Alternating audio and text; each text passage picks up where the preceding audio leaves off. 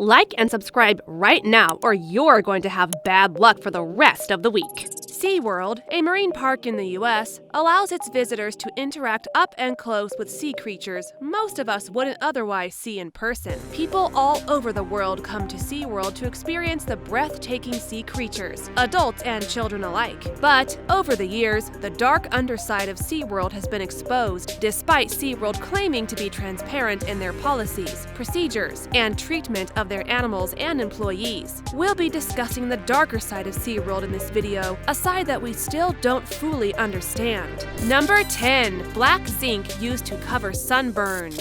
The orca is a toothed whale belonging to the oceanic dolphin family. These black and white pattern animals at Seaworld have a habit of floating like a lazy potato at the surface of the water. But because they have very little to no shade at Seaworld from the hot sun, they often suffer sunburns. Normally, in the wild, orcas spend the majority of their time submerged in the shallows, protected from the sun. However, the tanks at Seaworld are too shallow for them to submerge enough to protect them from the sun. The deepest tank is only 40 feet or 12.2 meters deep, which isn't enough to protect them. This means when the orcas sustain sunburns, Seaworld uses black zinc oxide to mask the burns. Zinc oxide could work well as a form of sunblock, but Seaworld almost always applies it only after the orca has sustained sunburns. Number 9. Kidnapping of orcas. Seaworld claims that their creatures are rescues, nursed back to health, and then trained by them. However, quite a few of them were actually brought to Seaworld from the wild, snatched from their families when they were completely healthy. For example, one of the orcas, Tilikum, was captured by a marine cowboy when he was only 2. He wasn't taken as a result of being injured, lost, or anything else. He was kidnapped, taken from his family against his will, and placed into a confining tank. Living in forced captivity caused Tilikum to develop psychological trauma, resulting in him being unnaturally aggressive. To date, he's been involved in the deaths of 4 people, 3 of them Seaworld trainers and 1 of them a trespasser. Number 8. Slaughtering. In 1965, Seaworld San Diego hosted the very first orca show, featuring a female orca named Shamu. Shamu's capture was horrifically tragic. When she was caught, her mother was ruthlessly killed by a marine cowboy named Ted Griffin. She witnessed the entire event. Griffin shot and killed her mother using a harpoon. Don Goldsberry, Griffin's partner, currently employed at Seaworld at the time, was responsible for capturing and bringing in orcas to the park. Between 1965 and 1972, they brought in and sold around 30 orcas from Puget Sound. The duo was known for horrifically slaughtering orcas on their kidnapping expeditions. During one such run, an accident resulted in 4 orcas accidentally drowning, which included 3 calves. The duo tried to conceal the deaths by hiring divers to slit open the orcas' bellies,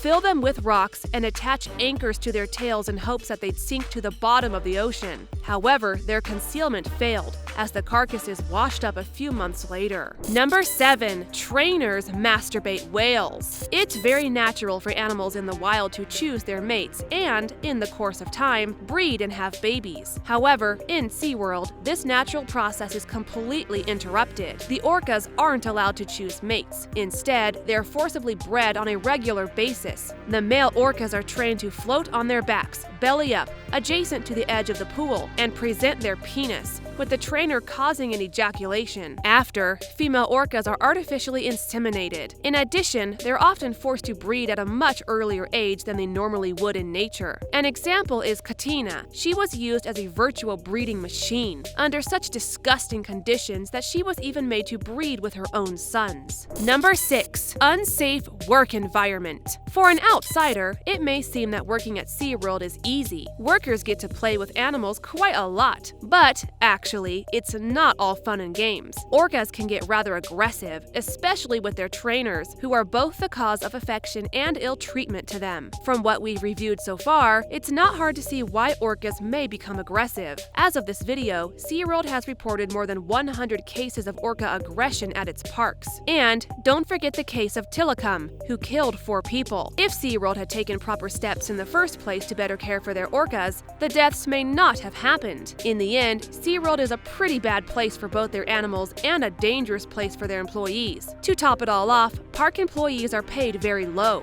considering the risks they take, especially without being provided proper safety gear. Number 5. Orcas in captivity have a shorter lifespan. Orcas are very intelligent creatures with an excellent understanding of their surroundings. Naturally, they try to stay out of harm's way. Perhaps that's one of the main reasons they can live for so long. Orcas have one of the highest lifespans among sea animals. In the wild, males can live up to 70 years and females up to 100 years. But with orcas at SeaWorld, it's become very clear very fast that such captivity is terrible for them. At SeaWorld, the average lifespan of an orca is just 13 years, a shocking fraction of their natural lifespans in the wild. Clearly, captivity is extremely bad for them. In fact, it could be argued that keeping them in captivity brings out their deaths faster. All this means that orcas live short, miserable lives at SeaWorld, all at the expense of a few laughs from crowds. Number 4. Collapsed dorsal fin because of captivity. Another potential way captivity damages an orca's health is through their collapsed dorsal fins. This is a sign that some people think infers that an orca is unhealthy, yet another reason orcas shouldn't be kept in captivity. In the wild, most male orcas have an upright dorsal fin, which is believed to help stabilize them during sharp turns. In captivity, though, there's no use for the dorsal fin, which also may be a reason why it collapses. Or it could have collapsed due to some form of injury from being in captivity. We're not sure, but regardless, a collapsed dorsal fin isn't normal, despite SeaWorld claiming that the fins can and do collapse in wild orcas as well, meaning it's a natural condition.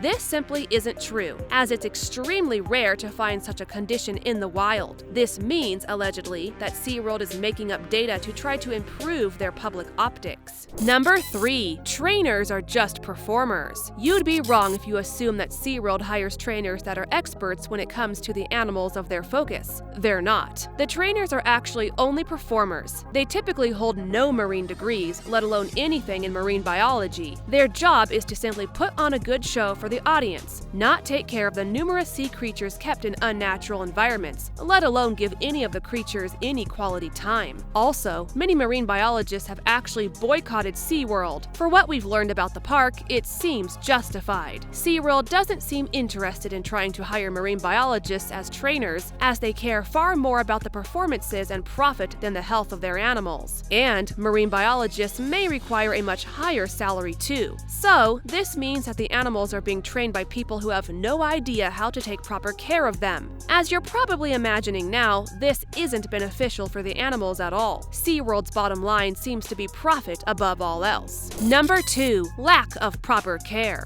Going with the previous point concerning lack of care for the animals, SeaWorld's failed to care for its animals on multiple occasions. In 2012, the U.S. Department of Agriculture issued an official warning to the park after the death of a sea lion due to the park's failure to provide drain covers. Then, in 2013, the USDA also cited the marine park for several violations of the Animal Welfare Act after an investigation of the park. The dolphin tank, for instance, was in such bad shape that it was a health and safety risk for both the animals and the workers. And these are just the cases the public is aware of. Number 1. Lack of space. As with previous points, the natural habitats of creatures like orcas, dolphins, sea lions, and so forth is the sea, an endless playground of depth and space for them to live full, healthy lives. However, at SeaWorld, the animals are confined to tanks not even large enough to be a proper swimming pool, let alone a home. This means the animals can't move around properly at high speeds because they simply don't have space for it. This alone causes the animals a lot of stress. However, due to public criticism, SeaWorld announced that it would double the size of its killer whale tanks. Unsurprisingly, they failed to follow through with the plan. Doubling the tank sizes would not have solved the issue, though, either. What SeaWorld won't come to terms with is that no tank will ever be large enough for orcas. They should be left in the sea where they belong.